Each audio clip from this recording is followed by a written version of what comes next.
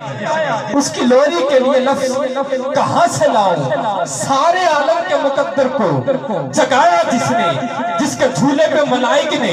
ترانے چھیڑے، کیسے رو کسرا کے منڈیروں کو ہلایا جس نے، لوگوں وہ کھلونوں سے نہیں شمس و قمر سے کھیلے، جس پہ سایہ پرے جبریل کیا کرتے تھے، اور گود میں لے کر گزرتی تھی حلیمہ جسم، خوشبو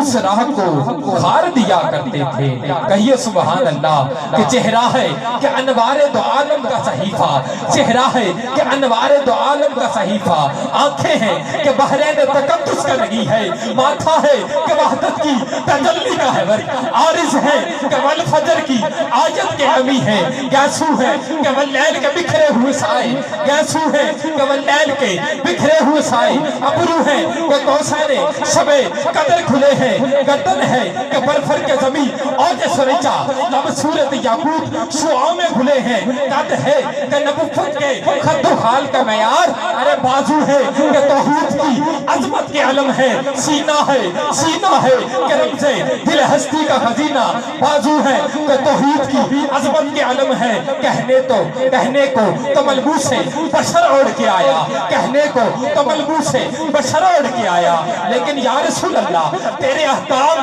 فلک پر بھی چلے ہیں، ارے انگلی کا اشارہ تھا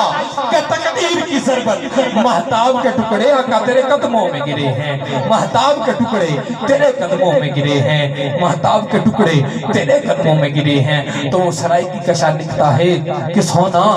جت پیر رکھیں اتھا حرم بنے۔ کہیے سبحان اللہ۔ آخری 4 مصرے اور میں پڑھ کے اجازت چاہوں گا کہ سونا جت پیر رکھیں، اگر سرائکی دی سمجھ آوے آخری مصرے تے گاج واج کے سینے دا زور لاکے ہتھاں نو اچھا چوک کے سبحان اللہ ضرور کیا جائے کہ سونا جت پیر رکھیں اٹھا حرم بنے، تیرے سر دا حال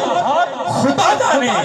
اور تیری پلکاں دنیا مول آئیے ابرودہ وال خدا جانے، اور تیرا جلوہ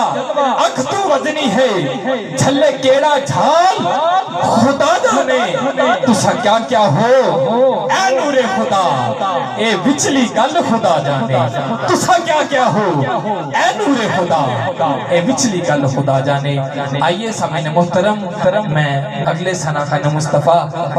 شہر برے والا کی سرزمین سے تشریف لائے ہوئے ہمارے مہمان ثنا خان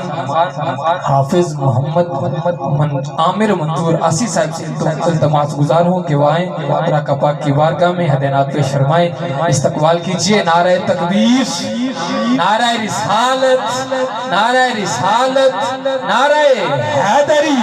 نعرہ غوثیہ، ثنا خان مصطفیٰ۔